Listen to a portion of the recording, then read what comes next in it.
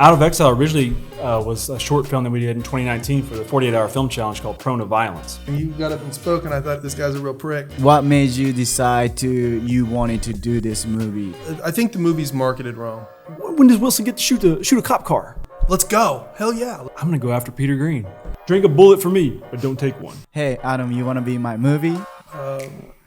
Okay, well, that shooting it in the middle of COVID took away so many of the advantages of shooting an independent film.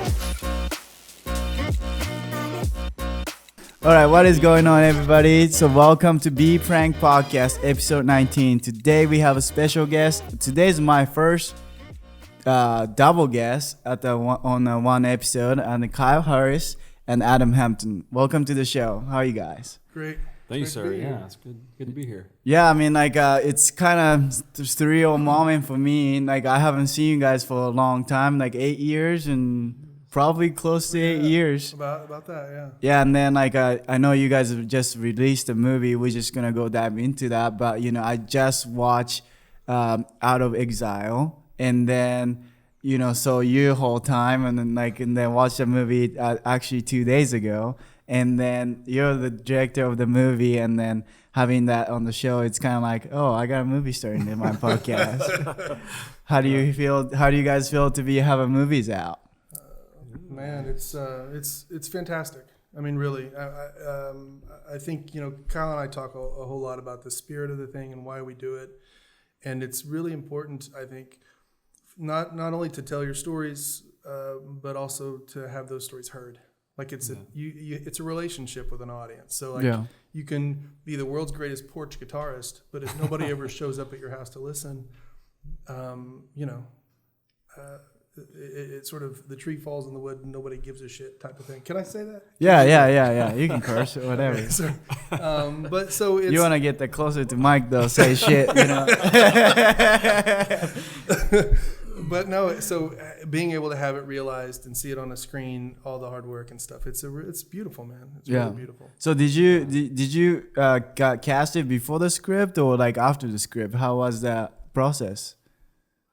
I think well, Out of Exile originally was a short film that we did in 2019 for the 48-hour film challenge called Prone to Violence. So we did that in 2019, and then I think we liked what we had with it, and a couple months after that, we sat down for dinner with Wilson Navis, who's one of the stars in the movie. Yeah. And we were just talking possibilities, and all of a sudden these guys were like, hey, why don't you just go write the feature version of this? Yeah. And so I started thinking, I was like, okay, this is something I could probably do. And then I never, I guess, intended to go out to Hollywood name talent. I think at that time I was repped in LA, and so my reps were reading my scripts and stuff, and after I finished the script, it did go out, and it went to a couple of people and different producers, had meetings with it and stuff. But my intention was always to make it here in Oklahoma. And there was even a producer in Georgia that wanted the script, but he didn't want me to direct it. And so I was like, nah, I think this is something I want to do. And I guess maybe like early 2020, that's when COVID hit and shut down Hollywood. And I think it was probably like February, March. And then we just started talking. I sent him the script. He read about 100 drafts. Yeah, sure. I sent him a new draft about every 3 days. Yeah, I think that's how. Do you read every time? I make sure, I see where I die or if I live. Okay. And that's what it was. And so when Hollywood shut down, it's, we just decided, we're just going to keep I need to be in control of my own destiny. And so we just went and raised the money and did it here. Yeah. So so did you die in that movie? Oh, I don't. I want to know. You asked me. Well, I guess I can't really say. But no, that it was cool. I think I met Kyle back at Trail Dance Film Festival in Duncan. Did you ever go to Trail Dance? I think I've been once, maybe 1 year. I don't know. I miss Trail Dance. It's the world's greatest bar is in Duncan, Wall Street Bar. But I think we met Kyle. I met Kyle there, and it really speaks to the importance of film festivals. You know what I mean? And going out and networking and stuff. And saw it was Alma Vera? Yeah, it was your ghost story one. Yeah, Did the Mark Goff one, the Foreverlands, play there too? Maybe, yeah. Yeah, I remember Yosuke did that with me. Really? Yeah. Okay. Well, I remember I watched it, the movie at Trail Dance, and you got up and spoke, and I thought this guy's a real prick. And but talented and driven, and I really like that. I like that in people, and those are the kinds of folks that I want to work with. Yeah. So we kept kind of talking, and we're like, hey, one of these days you ought to work on something, and then the 48 came up, and I kind of thought, well, the 48 really didn't appeal to me so much as it's kind of a why put yourself through that? What's the point of it? Yeah. And the idea of hey, let's work together and work with Kyle Henry, who plays my brother in that film. I'd never met him. And so, yeah, I think it was just a great experience. Well, so those who are listening to this don't understand a 48 Film Festival. Yeah. What is 48 Film Festival? If you wanna, if you guys wanna put the mic closer to you, if you don't mind leaning up, you can move it. 48 hour. It's a 48-hour film challenge, and it's something that I guess Oklahoma City does once a year. You show up and you draw a genre, and then you have basically 48 hours to go write 7 pages of that genre for a script, and then shoot a film, edit it, and then turn it in. Yeah. And no sleep. Yeah, no sleep. It feels like college. Yeah. I've done 4 of them in Oklahoma City, and I feel like, honestly, if we're just going to be honest here, being full transparent, in a way, it's a way to get your movies made, get your short films made, and do it for volunteer status. Yeah, because you're saying you're taking advantage of people. take advantage of the system a little bit, but I mean.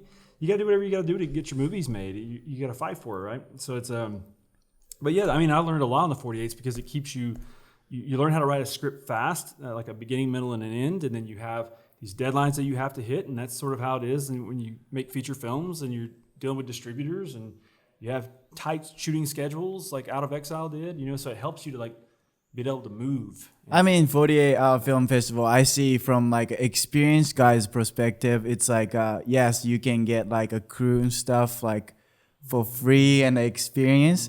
But I think for the people who are just upcoming and then try to get into the industry, I think it's a great opportunity because it's kind of intern, because it's free, so no kind of risk or whatever. But you mentioned Duncan Film Festival, and I think this is the kind of things that a lot of younger guys do it kind of wrong. Is going to a networking event. There is a fine line of asking for work a lot, how to network in the film industry, right? Whenever somebody come up to you, right? Hey, I'm the director. Hey, Adam, you want to be in my movie? You probably say no, right? Or you don't, I don't know. Do you say yes? I don't know. Yeah, well, I mean, I think there's good ways and bad ways to network. Yeah. You know what I mean? So to your point. Yeah. What do you think it's a good way or a bad way? Why did you guys click? You know what I mean? Okay. Well, the good way, I'll answer that. There's a couple questions. The good way is to support other filmmakers. I think that's the best way to network. So if you're at a film, and I didn't do this my first several years of going to film festivals, I was in the bar, and my movie would play to often 3 people. Yeah. One of them is me. And then I'm going to the bar in shame and self-loathing, and why am I doing this? What's the point? Right. So I know all the good bars and all the film festivals in Oklahoma. But then you learn to go support. You start realizing that's how you network. It's not waiting for everybody to come to you. You go to them. You be supportive of what they're working on. You watch what they're doing. Not everybody's worth hitting up. You know what I mean? There's some movies out there that are terrible. Yeah. I know. I've made a few. Yeah. And so it's you go and you're okay, well, hey, maybe not this person, but I like the way this person speaks at the Q&A. I like the way that they approach film or whatever. And that's what I'm saying about Kyle. Kyle and I have had over the years a lot of conversations in terms of sort of, I think, what compels us both spiritually in terms of making movies. Mm-hmm. And there's a lot of similarity there. I think there's a lot. We like to tackle a lot of the same subject matter. I think we're both. I don't want to speak for this guy, but I think there is a desire to exercise some demons and heal some things and get some things out and answer some questions. And if you can't do it in the real world, do it in the world you're able to create, or somebody else's world that you're able to show up and play in. But I think it's that whole thing about be around people, work with people who are better than you, smarter than you, more driven than you. And so Kyle's been very lucky to have me. Yes. For sure. That's right. What do you think? Like as a director, you get asked like from like actors and stuff to say, "Hey, can you put me on the movies?" all the time. Yes, I get a lot of people saying, asking to read the scripts and possibly direct the scripts and stuff like that. And it's never, I want to work with everybody. I want to work with all the actors. I would like to be able to make every script, but it's, as a writer director, you spend so much time writing your own things and putting your time and effort into that, and so that's going to be more meaningful. And then when you try to bring anything to life, you got to fight for it. If it's something that you're writing, you're going to fight a little harder for. And plus, like speaking what Adam said is, we speak sort of similar language, and just I think when I try to find the heart of what I'm writing, it's being authentic to myself and sort of my own upbringing. And then I think on a thematic level, the characters he's interested in playing, it's the characters I'm interested in writing. And so it became just kind of happened. We connected through something. I'm very fortunate. Yeah. No, the guy's really talented, and it's interesting to me. I actually have a question. In terms of whenever you set out to make Out of Exile, you have a bajillion other scripts. Was there something specific about Exile that made you feel like that was the one you wanted to make, or what drove it? I'm curious that too. I think there was a number of screenplays that I had, and at the time, but I think what it was, I have to consider. I feel like there's a part of me that's artistic, that wants to sort of have those big poetic brushstrokes and the music and sort of be free flowing Terrence Malick and all that stuff. But then I also realized that the other side of it, if you want to find distribution and you want to kind of get your film out there into the world and get people have eyes on it, and I knew that something like Out of Exile probably had the best chance of that. And since it already had some momentum from Prone to Violence, I think it just made sense to sort of pursue that one. And then basically an executive producer that was on Out of Exile was also an executive producer of Prone to Violence, and so it just made sense for us to sort of segue right into that. And he kind of gave us the bump that kind of gave us a lot of runway to get going. How long did it take to get it started filming? I guess we started, the producing team came together, I would think, in March of 2020, and then we started filming in October 2020, I believe. Yeah. Okay. How long you guys filmed? It was 20 days, and then we had like 3 other days, like 3 non-SAG days or pickup days. Oh, that's cool. It was a tough schedule. I mean, there was a lot of running, man. Like we were all over the place. Yeah. And you said it before about having more locations than days. Like 37 shooting, 37 locations in 20 days, and so almost every day was, a location move, and it was from like Yukon, Oklahoma, to Oklahoma City to Shawnee. So everything was 30 minutes apart from each other. When you got a 40-man crew, it's like the circus is moving across town suddenly. You know what I mean? And it's tough to move and then set up again and kind of get the momentum alive again and going, But is that like a 20 consecutive days or? It was like 5-day shoot weeks and 2 days off, and then the other 3 the other days we kind of like pick up days just kind of later on. That's awesome. So what's a typical a shooting days, like a schedule, how many scenes? Just depends on what the shooting day was. I mean, some days we didn't have to move. Like if we're shooting an FBI scene, we might shoot all the FBI stuff in one location, and we'll shoot that for like 2 days. Or if we're shooting at Raiders Bar, which Whitman Raider, that's Peter Greene's character in the movie. I think we had that for like 3 days or something like that. And so we just shoot all those scenes in that place while we have that location, right? So there's a couple of locations like that where we could stay planted for a couple of days. Got you. And then those other ones we just had to maneuver quite a But bit. like the day you're talking about that I recall, we filmed in Yukon at the gun range. So Yeah. it's a lot of gun activity. So we're going through all the safety protocols, doing all that stuff, which takes time. Yeah. And I mean, they were very meticulous about that, thankfully. Yeah. But then it's like, okay, shoot all this stuff. We're firing weapons. We're going down the course. Then we have a speaking scene. Then we're loading up all of our gear.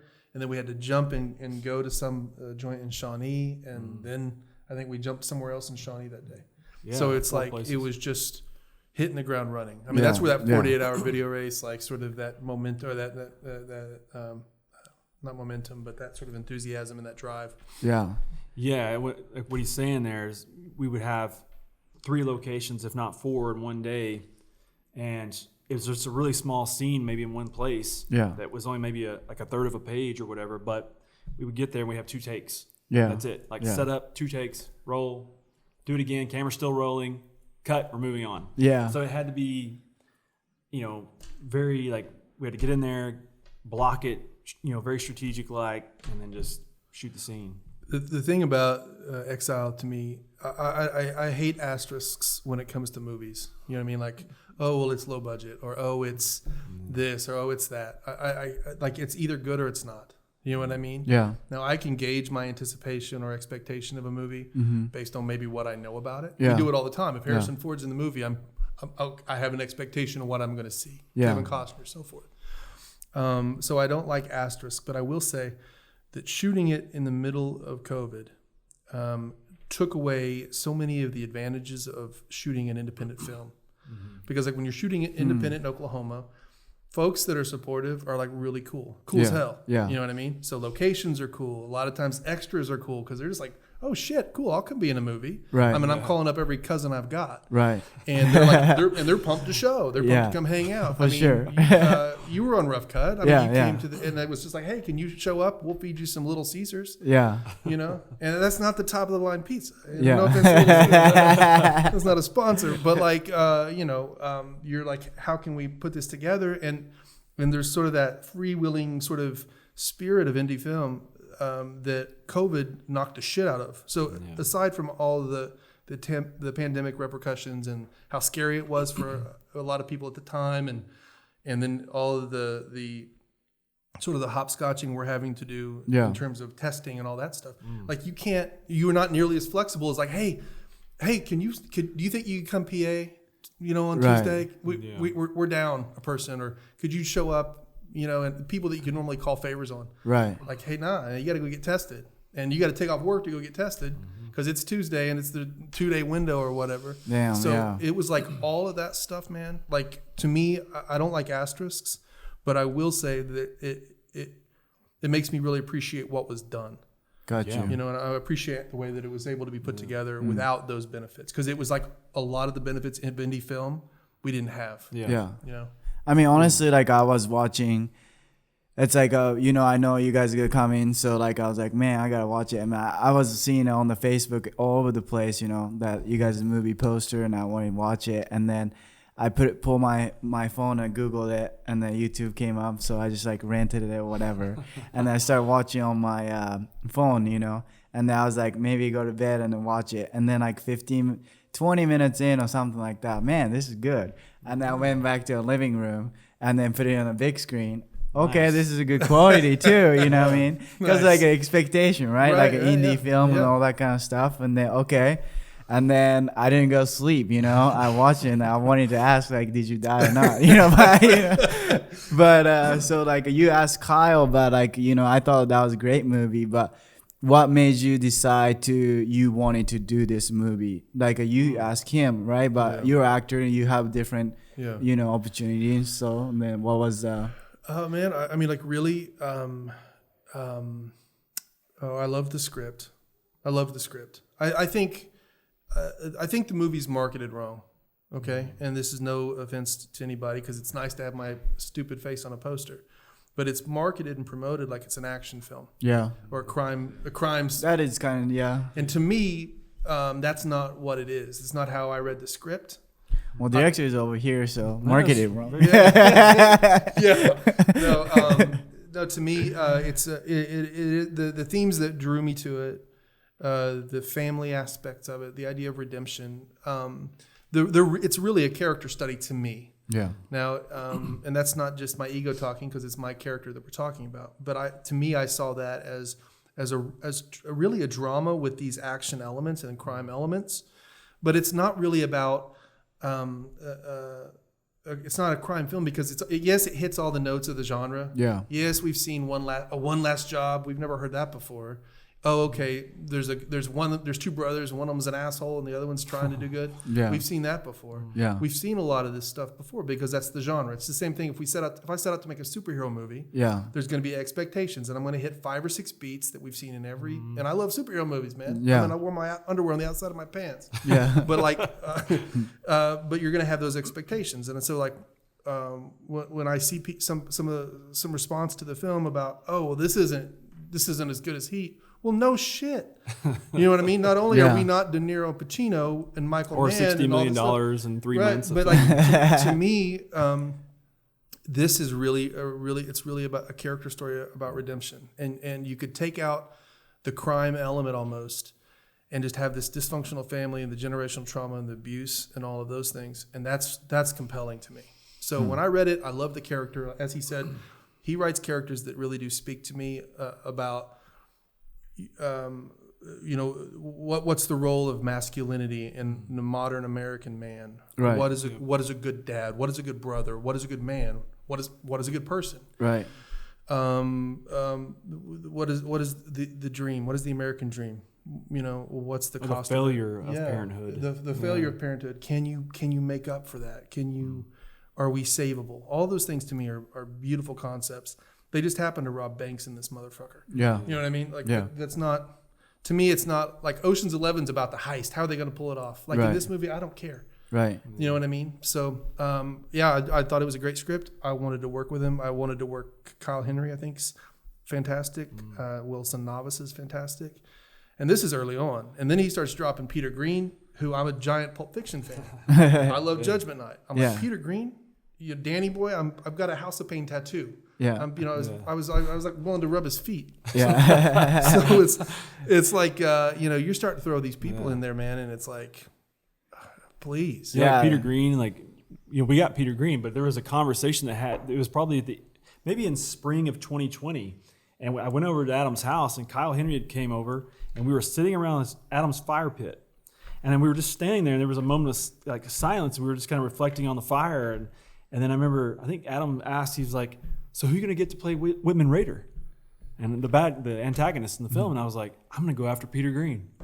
And then they both were like, yeah. wouldn't that be cool if you could get him? Yeah. And then here we are, Yeah, it's crazy. That's awesome. It's the dream come true, right? Is that like whenever you wrote the script, right? Like whenever you read the script, whenever after you saw the first movie or final cut, right?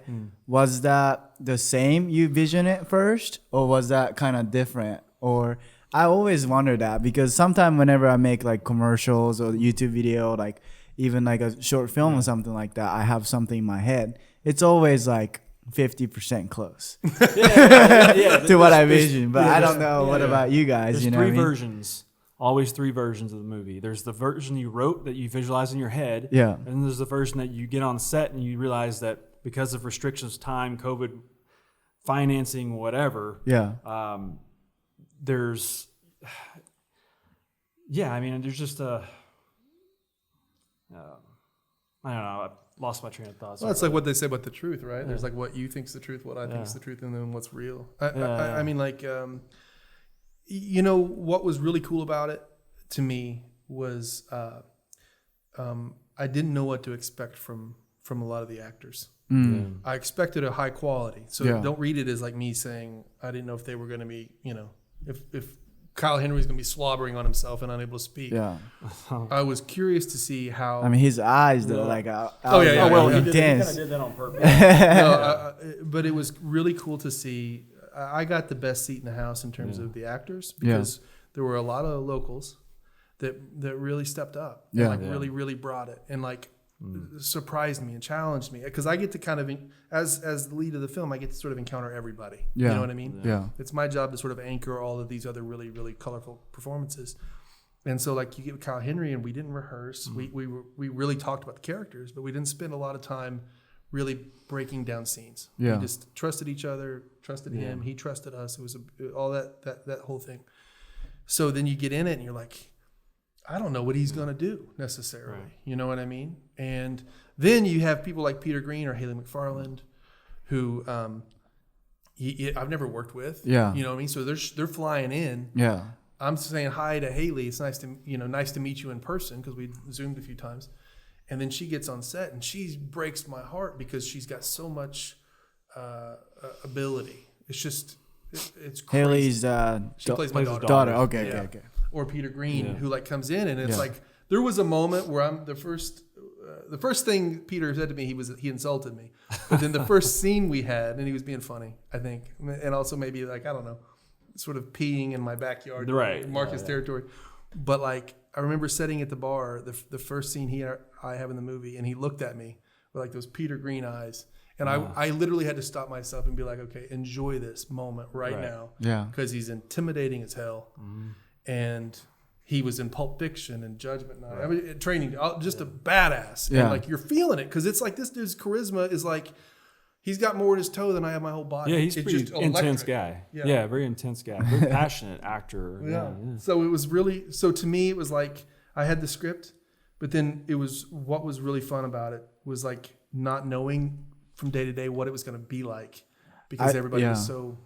Yeah. I bet that no. I bet that's like a great for the movie too, because whenever I was watching it, it's kind of had the same thought, like, oh, I don't know what's gonna happen next. Mm-hmm. Oh, so maybe that worked out better than practicing it. For sure. Yeah. So the first time I met Peter was we were shooting a bathroom scene. You were doing like a urinalysis testing with a police officer, which didn't make the final cut. But I remember he was standing in the hallway. We'd all heard the buzz that Peter had arrived on set. But we were still shooting scenes. We were shooting the very opening scene of the film where he's like meeting with the parole officer. Yeah. And we shot a couple others. Yeah, Bruce Davis. And there were some scenes that didn't make the final cut, but we were shooting one of the scenes like he's doing a urinalysis test. And Adam's in there measuring his dick. And then in the Peter Greene's standing in the hallway. So we walk out and he's just standing there like waiting. And we're just like, oh, there's Peter Greene. He's standing in the hallway outside the bathroom waiting. He's just like, can I talk to you a second? And then we're out he just walks me into the end of this parking lot. And then he just like looked me in the eye. He's like, "We're gonna make a good movie, right?" And I was like, "Yeah, man. I'm not here to make a bad one." I was like, "All right." And he's like, "Shake hands," and then we walked back to the building and didn't say another word. And that was how I got started. Did you send him the final movie?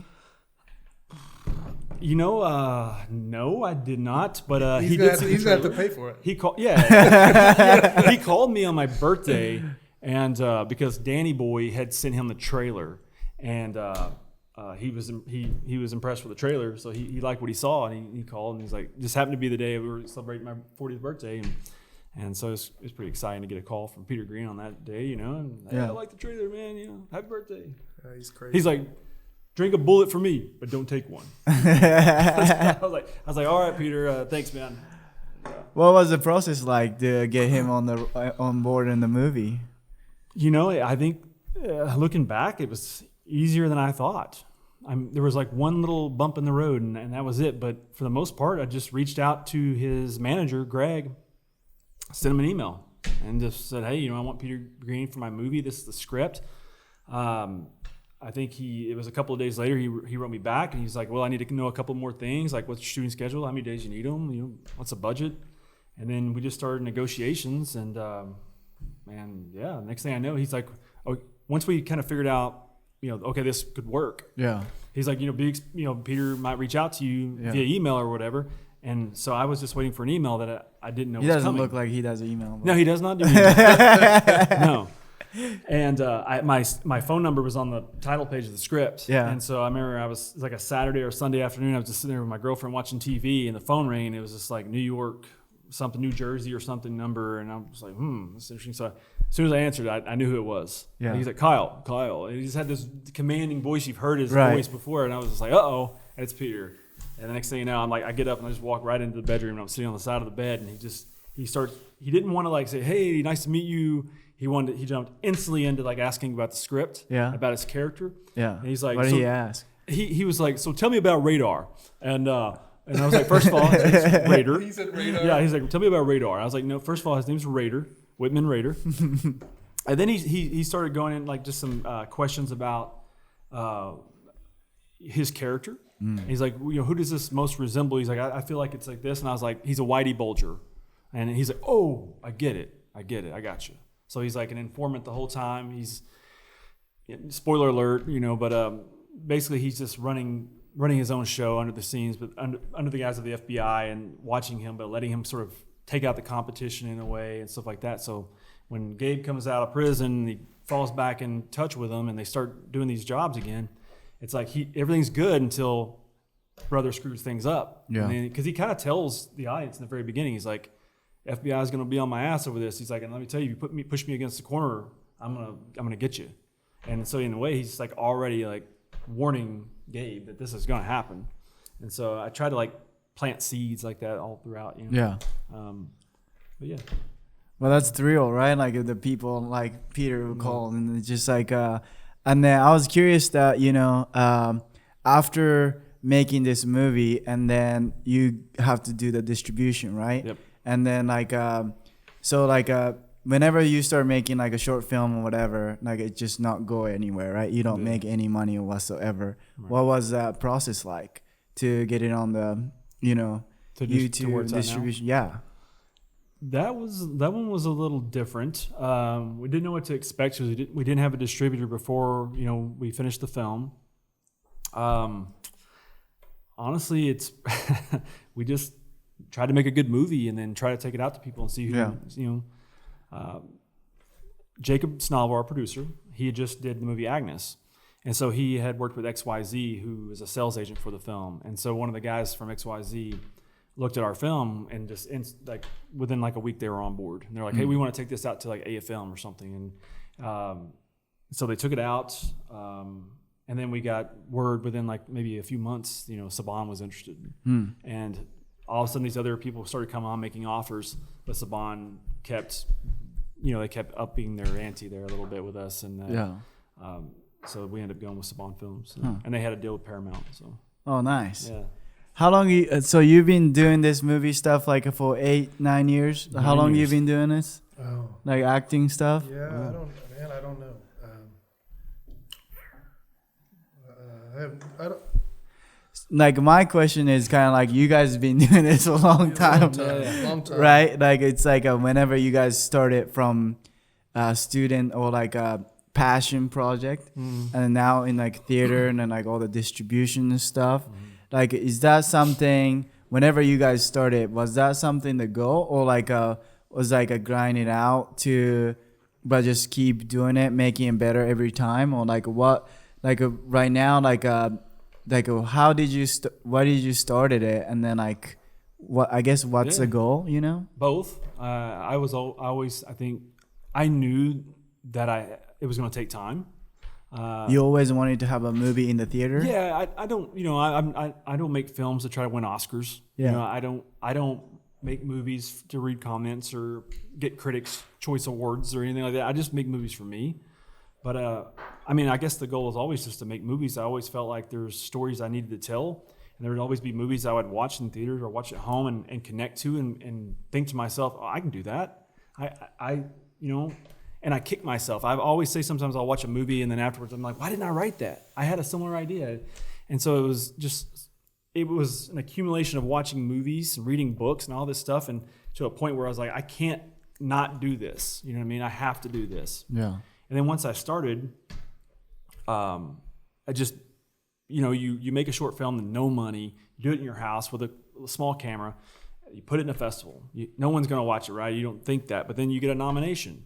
And then, or maybe you get an award, and then you do another one, and it has the same thing. And then you get into a bigger festival, and then you got a bigger actor in town. It just, for me, I've been lucky in the 9 years I've been making films where it was like I felt like every time I've done something, I sort of stepped up, took the next step, and just never try to step backwards. Even if it's a 48-hour film, and I'm still doing a 48-hour film for 3 years in a row. I think every year I did a 48-hour film, I wanted this one to be, how can I make this one different than the last one? It's ambitious maybe, or I like the pressure of like trying something new or something that, even when we did the Foreverlands, that was my first short film with a budget, and we were making a movie about a guy driving a car at night and a conversation for 20 minutes on the road at night. 2 guys in a car. And we shot it in a garage. Yeah, yeah. And we're like, how are we going to do this? Yeah. Like, how does this make sense? Is anybody going to catch on that we're not driving a car at night on a road? You know what I mean? Yeah. And I felt like we did a pretty good job. Yeah. It's just been like that, So it's just always sort of pushing myself. I think that's fun. Nothing against people who make movies with people sitting in rooms talking, but it's like it's not for me. And I just want to push, the envelope every time, I guess, or test, see how far I can go with it. Nice, nice. What is it like for you?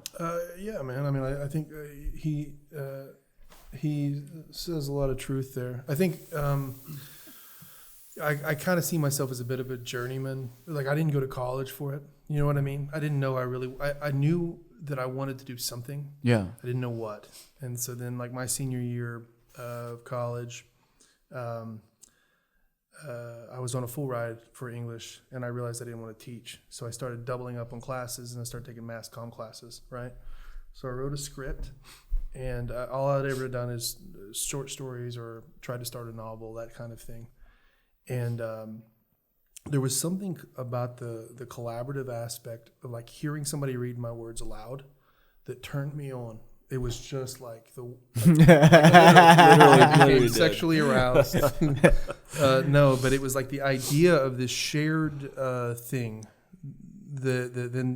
This person over there made my words real, and then it becomes a character, and so then it's really addiction for me, and then it kind of like took the world from black and white to like Technicolor, and then it's like what he's saying, like.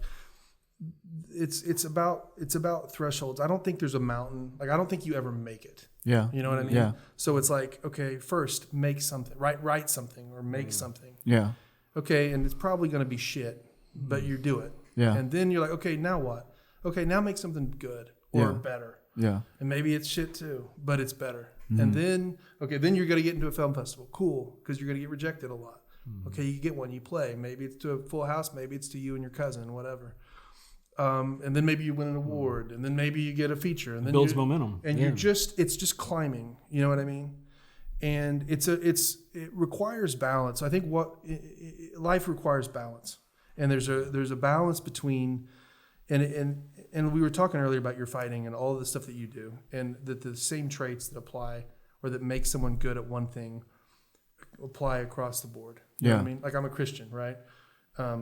But like a lot of the tenets of Stoicism that I really find appealing, like, overlaps, okay? Or I think what makes you a good friend, those same traits can make you a good filmmaker, or a good father, or a good whatever.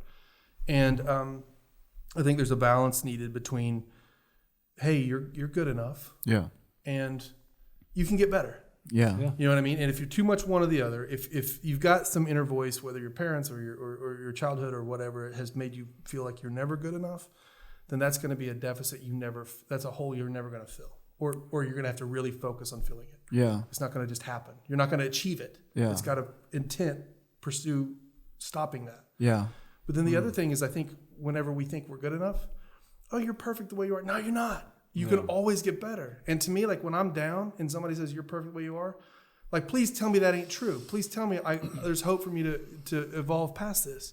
Yeah. You know what I mean? And I then totally feel that. If all you live on is you're good enough all the time, then you're like week 2 of American Idol. You know what I mean? Like, somebody's got you've got, and that's why I look at film so much like athletics. Like, my biggest influence as a filmmaker is my coach, and you never were good enough. Yeah. And I don't mean that in a shitty way, but it was like, even when you played the best game, he'd be like, hey, don't get cocky. And my dad was a high school football coach. Oh, nice. There you go. Right. And so, like, that's what it was. Everything. It was like, there's always like a competition, always like you got to work hard. Yeah. I remember, like growing up, for an example, I think I've said this before to Adam, but it's like, if I went to a friend's house on a Friday night and it was wintertime and I helped my friend cut some firewood for their family, and I when you overdo it, you cut too much wood to impress their dad, or something, like, oh, he's tough, he goes the extra mile, and then you get home and you're like, you feeling good about yourself, but you just want to relax the rest of the weekend, and then his dad calls your dad and says, guess what? He cut a rick of wood for me. And so your dad's like, hey, man, good job. Guess what? You're going to go outside and cut us one now. Come over here, Paul Bunyan. Let's see what you got. That's the way it was in my house. And it was always sort of like a competition like that. But, you have to be able to self-critique yourself also. Not that any of my short films are great or good or whatever, or if I've had any success or whatever. But it's like I do feel like I have the ability to self-critique, and I don't ever think it's good enough. I just keep looking at how do I elevate this? How do I make it better? How do I strengthen the theme? How can I make characters better? It's like I'm just constantly tweaking. It's never going to be good enough for me. Yeah. And I just keep doing that. And that's why I send them a draft every week. Yeah. Because I don't just finish the draft and be like, hey, I finished the screenplay. Yeah. It's done. And then when people say it's not done, I'm like, I don't get mad and blow up at them or anything like that. Yeah. I'm like always like, how can I make this better? Yeah. And that's just how I am. I mean, like, honestly, like, you guys talk about balance, right? Like, you have, like, I was listening to, what's that called? Powerlifter or whatever, whoever's champion. Like, you have to be confident enough to be like, I'm the best. Right. But at the same time, you have to say, I'm the shittiest weightlifter. But you have to have a both mentality at the same time. You balance it out so you become the best. Because if you're one way or another, you never win or something like that. Well, how do you apply to that? Like whenever you step into you're going to do a fight. Yeah. Okay, which is literally as the rawest idea of what we're talking about here. Yeah. Like how do you achieve that balance as a fighter? Honestly, or are you able to? Honestly, it's a process, and then that last fight, that was my first cage fight. I learned a lot from that stuff, and I find out a lot about myself. And then the first thing I was like surprised was whenever I walked into the cage, my heartbeat was calm as hell. Really? I didn't have any heartbeat. I was like calm. Like I was more calmer than right now. I'm more nervous talking to you guys, But also, like, before that process, like, I had those process. I was crying on the way back from practice because I got beat up, like, it's called Shark Tank. I don't know if you guys know what a Shark Tank is. So when you go into a fight camp, you go sparring session called Shark Tank. So you go into the cage and then 5-minute round, 2 minutes and a half, a fresh body comes and they try to beat the shit out of you. And then you just survive. And then no rest, 2 minutes and a half, fresh body comes in. And then 1 minute rest, and then 2 minutes and a half, fresh body comes in, try to beat you up. Yeah. And then 2 minutes and a half, beat up. Yeah, and then rinse and repeat. You do that for like a 5-minute round. That's like cardio intensity, like a mental toughness. Yeah. And then one guy, like they just don't care, like they take you down, boom, boom, boom, in the face. So you just doing stuff, and then I'm just saying I can't, you know what I mean? Yeah. And then my training partner, Zevin, he's like, Yosuke, you didn't get beat, you just quit. Like you can't quit ever. And then like while you in the cage, you can't quit. You can't do that. So then like he say, whenever you do in practice, sometimes you get tired, you take a rest. Sometimes after 10 minutes, you sit down because you're tired. Because you're telling yourself you can quit during those practice. Yeah. Stand up every time. That's how you do that. So whenever that stuff, and then I felt I was prepared. So I was calm, but at the same time, I knew I was nervous. But I was calm. So first round of my fight, I was feeling good. I kicked him on the left kick. He caught me. He takes me down. And then he just punched like over right hand, comes to my, I think left eyes. I don't remember.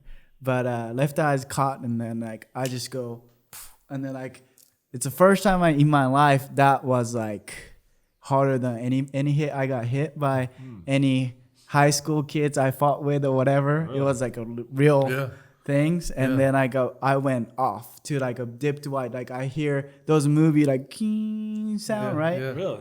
And then all I was thinking was like, I can't quit. Yeah. I gotta get up. So I literally kicked him in the stomach. I stood up, and then I was just trying to fight, but my vision was still white. Yeah. Oh wow. So it just kind of like what I was thinking is, I think to knowing that beat up, then like I knew I was shitty and I was weak, and then I was telling myself I need to get ready. So I practiced harder and harder and harder, and then go into the cage. I had a confidence of like I put everything down, Right. so I'm ready. Even I lost, but I felt like I won. But that's why I'm doing it again, because I don't want to lose and never do it again. Right, So right. April, hopefully Go you on a guys high come. note. But that's kind of what I learned. Yeah. I don't know if that answered your question, but it's kind of. I think it's thrill. I think that even like movie and stuff too. It's just the same things happens that people who give up will never see that your limitation. You're gonna get punched, and you're gonna hit hard in movies. You're gonna get put down, critics maybe, or maybe you show up on set and it's not the way you envisioned it, and just so many things can go wrong on a film set. Yeah, so many things can go wrong. Yeah. Oh, I bet you guys get like I don't know how. Is a movie get hated comments? I mean, some do. I mean, Yeah. I don't read the comments. Like, it doesn't matter to me. Like literally, I'm a duck. It just like rolls right off of me. Like I don't read them. I'm not interested in them. Honestly, like I appreciate people that give them. Yeah. And I will try to thank everybody that leaves comments and but it's like I don't try to like read them or anything like that. Yeah, this guy like wears an emotional like bulletproof vest. Nice. It's pretty impressive. Yeah. Like I actually, not me. Like I you know, just go at it. I know better. And the thing is I know better. But like my whole reason for getting into it was connection, storytelling. Do you know what I mean? You're sitting around a campfire as a kid and you're listening to scary stories, and if somebody's telling them to you and you're responding, and then that's making the story even better, and then it's a give and take. And that's part of what I love about the camaraderie of being on a set, whether it's with other actors or your director. Hey man, how'd I do? Did you like that? We're telling stories together. But then the audience, unfortunately, is very important to that. Yeah. And so, if I'm sitting in a theater, I'm heightened. Did they laugh at that joke, or did they respond? Did they gasp at the right spot? That prick's getting up to go to the bathroom. Sit down, dude. Something amazing is about to happen. You're feeling all of it, and which is a beautiful thing, and terrifying and uncomfortable and stuff.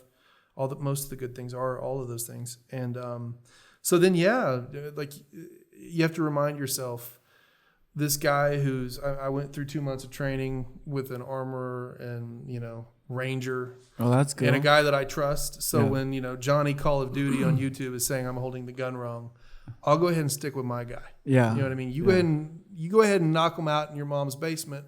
I'm gonna go ahead and listen to the ranger who showed me how to do this. For sure. And it's that balance, man. Yeah. It's like, because like I gotta. The other thing though is like you can't take the praise either. Yeah. So like if everybody loves you and everybody's coming up and giving you kisses on the cheeks and pats on the ass. Yeah. Like that's not. You can't let that sink in either. So it's all got to kind of, even though it affects me, I've been around long enough. I've been told to quit acting long enough that you just kind of like, you know what?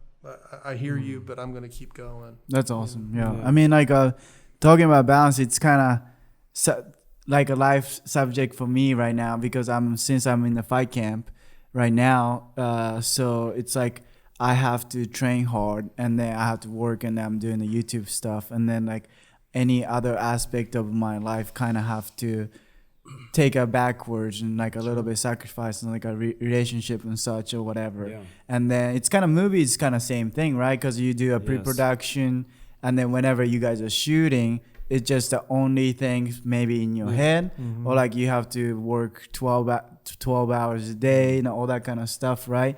And then that balance comes in with the families and all that kind of stuff, right?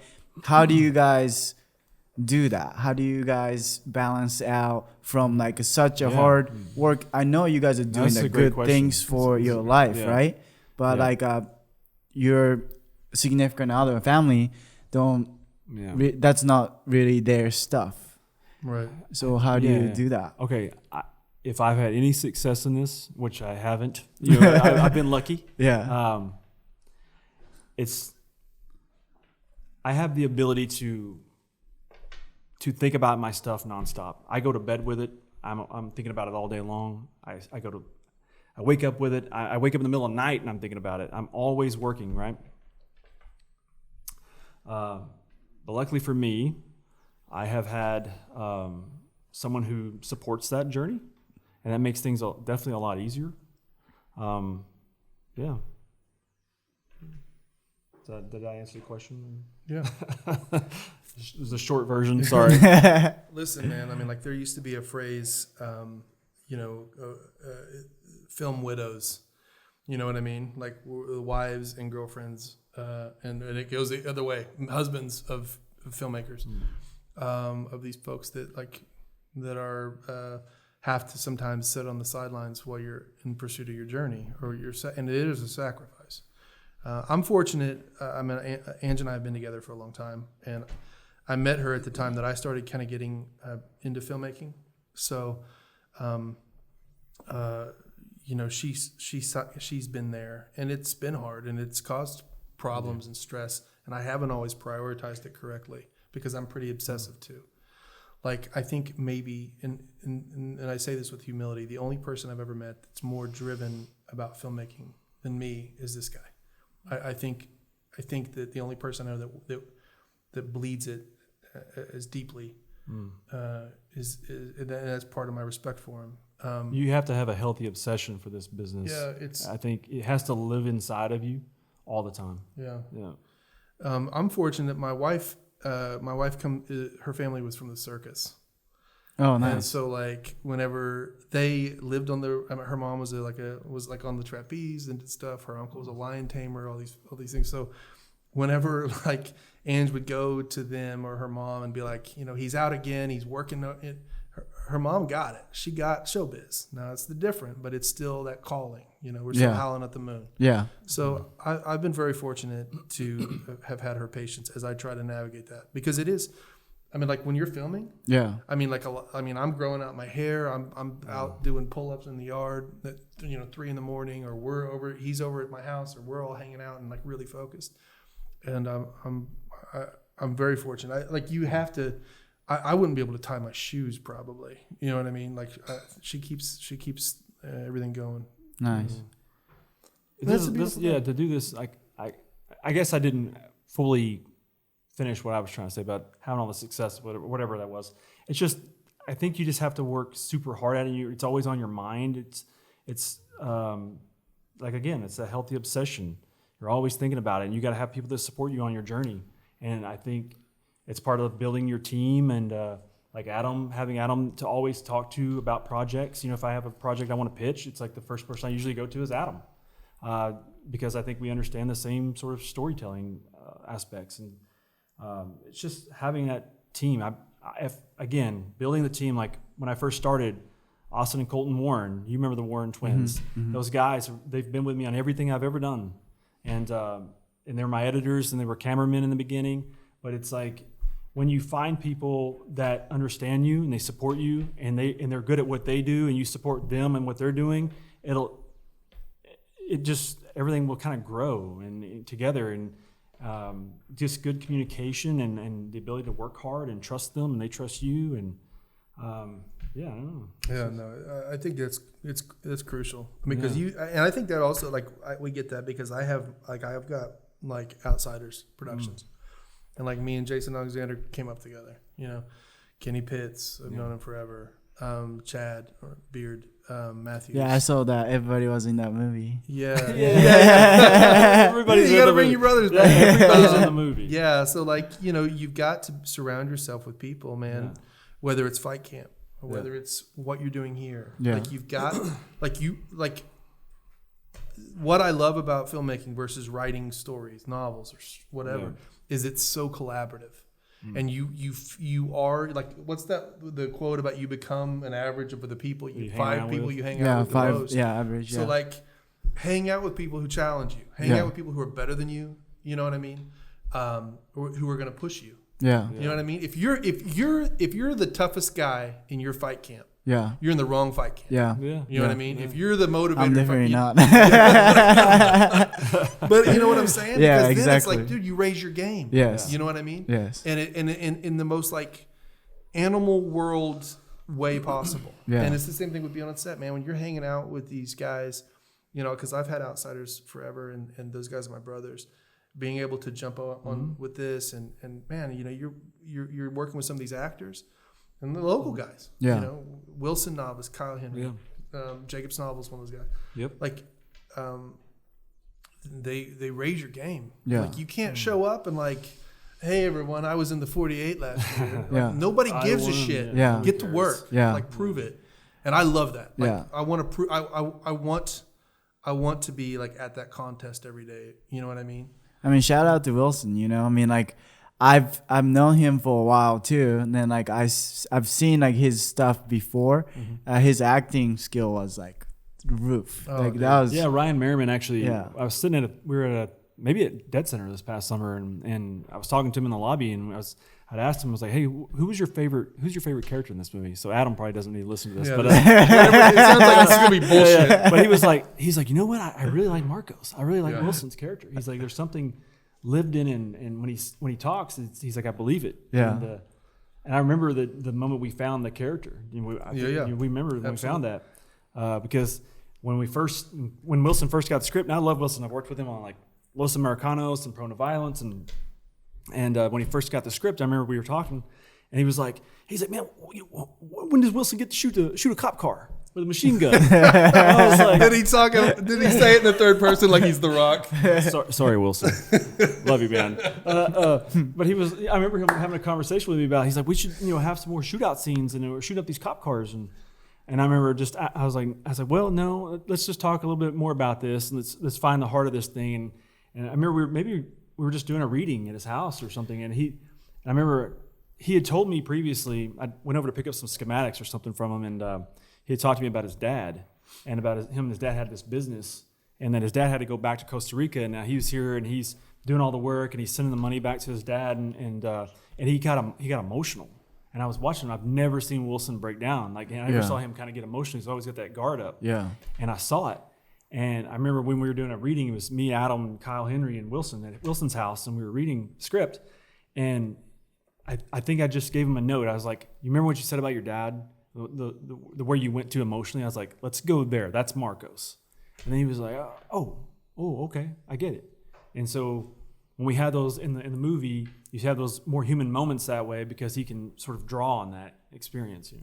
Yeah, Wilson's for being as tough and boisterous as he's got a big heart. Yeah. He's one of the most giving people I've ever met in my life. Yeah. And he really wants to take care of his people. Yeah. Yeah. And I remember I lied because I guess now that you say that, in terms of rehearsing, I remember because I didn't know Wilson really at all.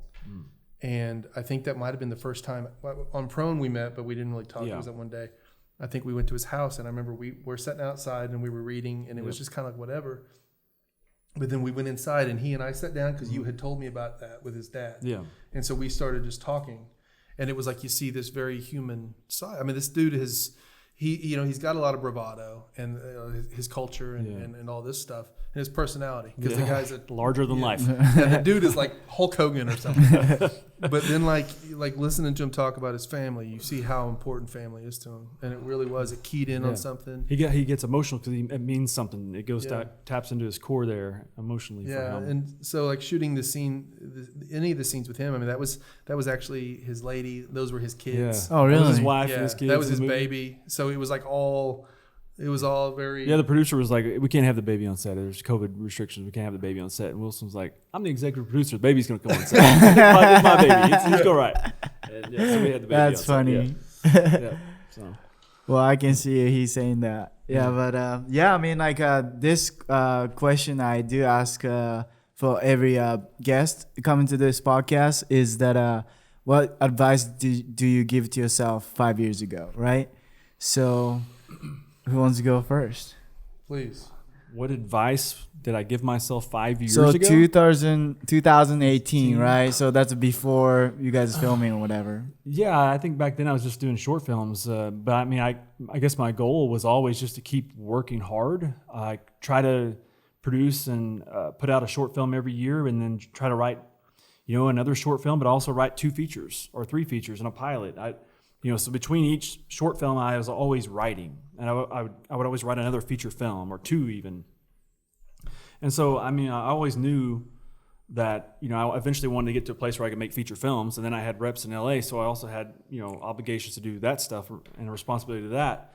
But I mean, I always knew that I wanted to get to the place where I'm at now, where you can make movies, and I guess I fell in love with making Out of Exile and the way we made it, that I hope that going forward, every movie is made that way. There's a lot of love on Out of Exile. A lot of love. Nice. And there's some talk about doing a big movie in Georgia this year with a big budget and some big actors, and part of me has some hesitation or reluctance to, like, how is it gonna be the same experience, or is it one of those things where we shoot Monday morning at 8 a.m. and everybody shows up Sunday at 10 p.m. and they you know what I mean? There's no time to talk about your character or rehearse scenes, and you get to the set and everybody's like, where do I stand? And it's just kind of cold and stuff, and for me, it's going back to building the teams. It's like, for me, having a film is like building like a little family, and that's the way it was for Out of Exile, I feel like. And so it's kind of spoiled me moving forward, just because I've had all my teams or my families as we're making these shorts and the features and stuff. And so hopefully it's a good experience moving forward from here. So what was the advice? The advice is to keep making movies. Don't quit. Don't quit. Keep working Very hard. inspirational. I mean, I have a lot of stories I want to tell. Yeah. There's a lot of movies that are just sitting there collecting dust on a hard drive right now, like screenplays, and they're ready to rock and roll. But I've got 10 treatments for movies that I want to write still. Yeah. So on top of like working hard to get the next movie made, I'm still working hard trying to get the next screenplay written. So it's never going to get old for me. It's just something I have to do. I can't turn that off. I've opened the floodgates. Mm-hmm. That's awesome. Yeah. Man, that's a great question. I think I would probably. I've got a few years on Kyle. I think I would probably tell myself to breathe. Like, I feel like. Kind of like that balance we talked about, like it was always about what's the climbing the mountain. And so, I think there were a lot of moments along the way that I was probably too busy looking ahead as opposed to like stopping and like looking around. And that's with my life, that's with my pursuits here, and it's something I've tried to do over the last couple of years, like to really breathe it in. Yeah. Like it's very likely, and I've told you this, that these are the if you hit all of the success you want, that you might look back on right now and think this was the good old days. Yeah. And so to appreciate, like, keep striving, keep working. You can be better. Yeah. I'm not saying you're not good enough. I'm saying you can be better. Yeah. But like still, like, man, take time to love the people that you love. Love the hell out of them, and then. Enjoy working your ass off. Enjoy getting your ass beat in the ring. Yeah. You know what I mean? Yeah. Because you gotta love that part, you're full blown alive, my friend. And like we've gotta swallow that while we can. I do feel that. I had that moment yesterday. I was like getting on the stairs for like an hour in like 2 p.m. What am I doing? Yeah, no, I was like dying, and I was like kind of like smile on my face because like, man, like I get to be on this stairs like middle of the afternoon. Yeah. I built the company, it runs it, and I don't have to be there all the time to make money. That I can train during the day sometimes to get this training in. It's like, man, I should just not be hateful about this cardio. I just should be grateful about doing this. Right. Sometimes like I just like go through that head like roller coaster, and then sometimes I'm smiling.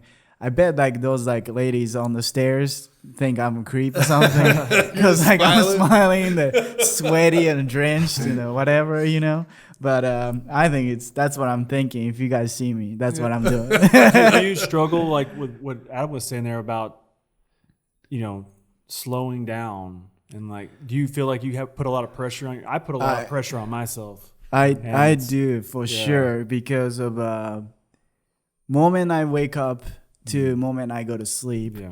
I don't really have time to talk to myself, I guess, or like take time to myself.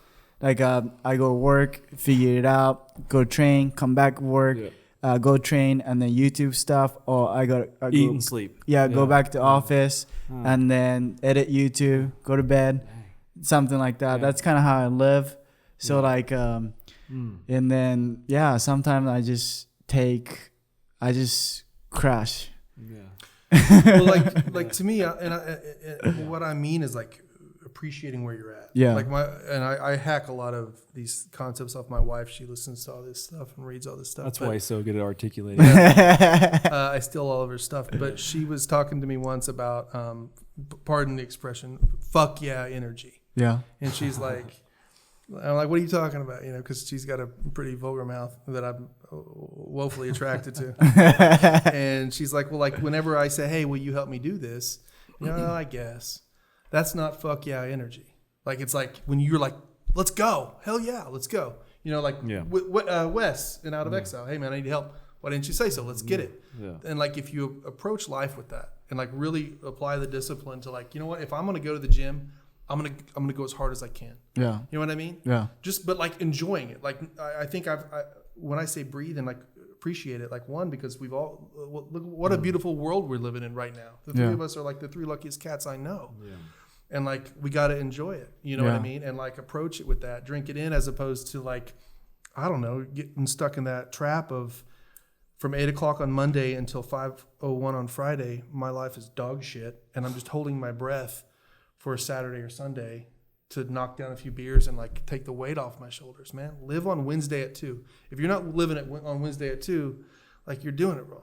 Yeah. You know, or pursuing it anyway. Yeah, for sure. Anyway, that's fuck yeah mentality is great because of I heard that for the hiring process. So whenever I interview people, if it's not fuck yeah, then don't hire that person. Right. You know. Let's say one on set, man. Like that's what you want to when you talk about your family. That's you. I want to be around people. Yeah. That are like I'm here ready to be inspired. Yeah. You know what I mean? Yeah. For You sure. see why I cast Adam. There's a maturity to the characters I like to write. Yeah. There's like the stoic philosophy. Yeah. And I think that shines through in the characters. And like that's what I think he has, that stoic. I was curious, like if you wrote it, or like if you wrote it, like you know that lady got like mugged or whatever. The bank said like, oh, that leader had that like eye of like that. That's the guy, the leader. You know, so I'm like, just tell. Yeah. I mean, you do have that leader look. Yeah. You know? Yeah. Well. Yeah. I was wearing a mask. It helps a lot when you got your face covered. Better those eyes, right? What about 5 years? How do you see yourself in 5 years? Yeah. I mean, 5 years from now, I hope to be making movies still. I'm not. This is my only goal is to make films. You're gonna be making tell movies. Stories. And I have put a lot of pressure on myself in the last couple of years to, at that time I was building a company and trying to like, get everything kind of going for like slates, put together different, diversify a slate and just going through legal paperwork and all that stuff, going through post-production deliverables. And it was tough. And, you kind of get away from the filmmaking, but that still is filmmaking. And it's surprising, even though I haven't been on a film set in 2 years, I feel like if I walk onto a film set tomorrow, I'm going to be infinitely smarter than I was when I was on Out of Exile. But 5 years from now, I'm still making movies. I'm still writing. I don't have any like desire to be making, nothing against Marvel movies or franchise films or anything like that. I just kind of want to tell the stories I want to tell and the ones that speak to me and where I get, like Adam said, I get to work out my own bullshit, what's authentic to me. And that's, hopefully I can find people that, understand or believe in the vision and go along on the journey and keep building a family and have fun. Yeah, that's all I want. Yeah. I don't care about the money. I keep saying, like, people say, what about the budget?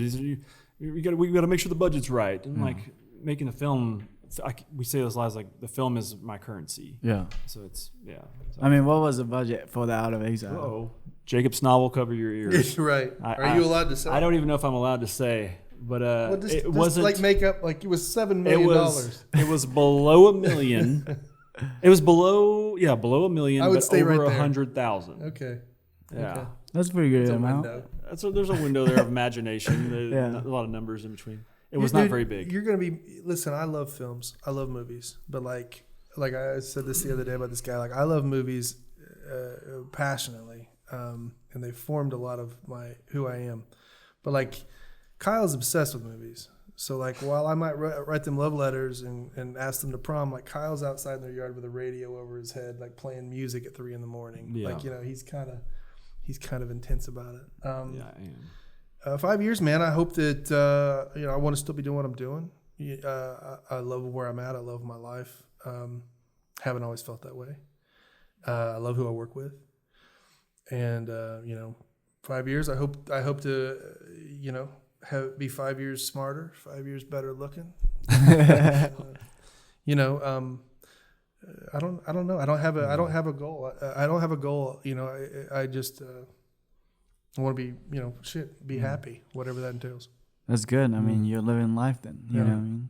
Yeah. This business, it always takes longer for things to happen. You know, you can plan for something. You say, I'm going to make this movie in 6 months. Well, it's probably realistic, it's probably 10 months to a year. Yeah. You know, it's always takes a little bit longer in this business. You know, you send an email, you expect the email to come back to you with a reply 2 days later or a day later, but it's usually a week later. Yeah. It's just one of those things in this business. You kind of have to be patient and just keep, you know, stay focused on the goal. And as long as you're working hard towards it, it'll happen. Yeah, and hurry up and wait, right? Yeah, that's and it. shit It's like the happens military quickly. mentality. Yeah. Yeah. So how did people can find this movies, and then how people can find you guys? Out of Exile right now is playing in theaters. It's locally. It's playing in Harkins, Bricktown, and downtown OKC. It's playing at Circle Cinema in Tulsa. I think it's playing through the weekend, maybe through the next week. But then it's also online. Apparently it's on YouTube. But it's on Amazon Prime. It's on iTunes. It's on Vudu, Apple TV.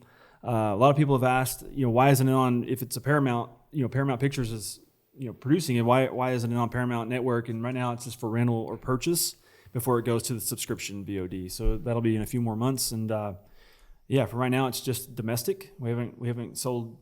We're just now going out to foreign territories. So because I got some Australian friends that want to see it and they can't see it yet. But it's like that's what we're working on right now, getting it out there. So That's cool. yeah. You have you can find. I'm on Facebook and Instagram. Yeah. Feel free if you're you know, making movies, cast me in something good. Yeah. All about it. Sounds good. Well, thank you guys for coming here, and then thank you guys for watching to Be Frank podcast episode 19. And then if you're watching on the YouTube, please like and comment and subscribe. And if you guys are listening to this on the podcast platform, and then give us a 5-star rating. And then see you guys next Friday. And always be frank, drink ton of water, and then get jacked. See you guys. Bye. Awesome.